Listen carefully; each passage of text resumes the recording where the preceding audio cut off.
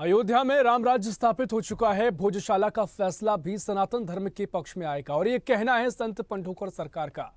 और इसी तरह उन्होंने भविष्यवाणी की और कहा कि मध्य प्रदेश के चुनाव की तरह केंद्र में भी एक बार फिर से बीजेपी की सरकार आएगी। और इन्हीं मुद्दों को लेकर संत पंढोकर सरकार से हमारी सीनियर एडिटर मुक्ता पाठक ने खास बातचीत करी। स्वदेश न्यूज में इस वक्त मेरे साथ पंढोकर सरकार जी हैं। क्या कहेंगे गुरुजी, जिस तरह से अगर हम बात करें इस वक्त मध्य प्रदेश में भोजशाला को लेके बहुत सारी बातें हो रही है, आप उसको कैसे देखिए? देखिए, ये तो जो जांच और जो सर्वे जो कमेटी आज बनाई गई है, ये तो बहुत पहले बना देने चाहिए थी। परंतु ये हमारा सौभाग्य है कि इस समय राम राज्य की स्थापना हुई, भगवान राम जी पधार चुके हैं अयोध्या में। इस समय सर्व शक्तियां प्राकट हो रही हैं। पूरे दुनिया में जितने ऋषि केंद्र थे, जितने संतों के केंद्र थे, जो हमारे विद्या के केंद्र थे, हमारे साधना के केंद्र थे, सब पुनः प्रादुर्भाव हो रहा है। और हमें विश्वास है कि भोजशाला धार का निर्णय हमारे सनातन धर्म के पक्ष में आएगा और वहां हिंदुत्व को और भारतीय संस्कृति परंपरा को बड़ा सम्मान मिलने वाला है। और इस समय केंद्र सरकार और प्रदेश सरकार बहुत अच्छा काम कर रही है। डॉक्टर मोहन यादव लगातार राम राज स्थापित करने की बात कर रहे हैं, अखंड भारत की बात कर रहे हैं, आप उसको कैसे देखते हैं? देखिए, राम राज्य की तो मांग कर ही रहे हैं, क्योंकि भगवान जब कोई राज आया, जब कोई क्रांति आई, तब राम राज्य की स्थापना हुई। और राम राज्य में किसी को कष्ट नहीं होता, सर्वजाति पंथ समुदाय मिलकर रहते हैं।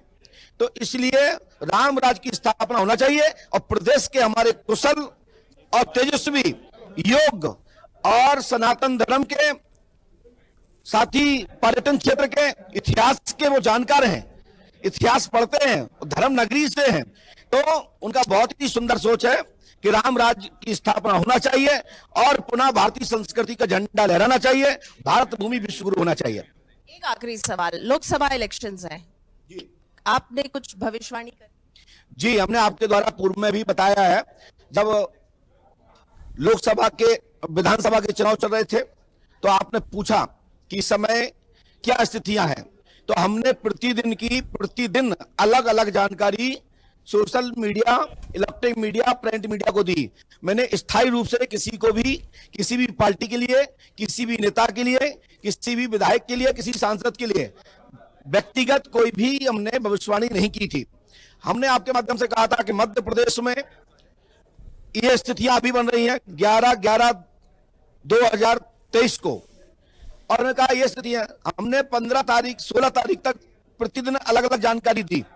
और हमने लास्ट में अंत में यह भी कहा कि इस समय बहना लाडली योजना, प्रधानमंत्री योजना ने भारी टक्कर दी। ये आपके ही माध्यम से मैंने बोला। मैंने यह भी कहा था कि मध्य प्रदेश में यदि भारी बहुमत भारतीय जनता पार्टी को मिलता है तो शिवराज सिंह चौहान जी मुख्यमंत्री नहीं होंगे। नया अटेंडम संघ की ओर से, केंद्र सरकार की ओर से नया मुख्यमंत्री होगा और साथ ही डिप्टी सीएम भी होगा। और हमने कहा फिर तीनों चक्र बदल जाएंगे। ये आपके संवाद में हमारे आपके चैनल पर रिकॉर्ड है। और लोकसभा में आपसे पूछा था आपने भी, उसमें मैंने कहा भारतीय जनता पार्टी प्रबल है और केंद्र में पुनः भारतीय जनता पार्टी की सरकार बनेगी।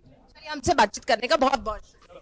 तो ये थे पंढोकर सरकार जी, जिनका कहना है कि भोजशाला में जल्द ही जो है हिंदुओं के लिए खुशखबरी ही आने वाली है। स्वदेश न्यूज के लिए भोपाल से कैमरामैन राकेश के साथ मुक्ता पाठक।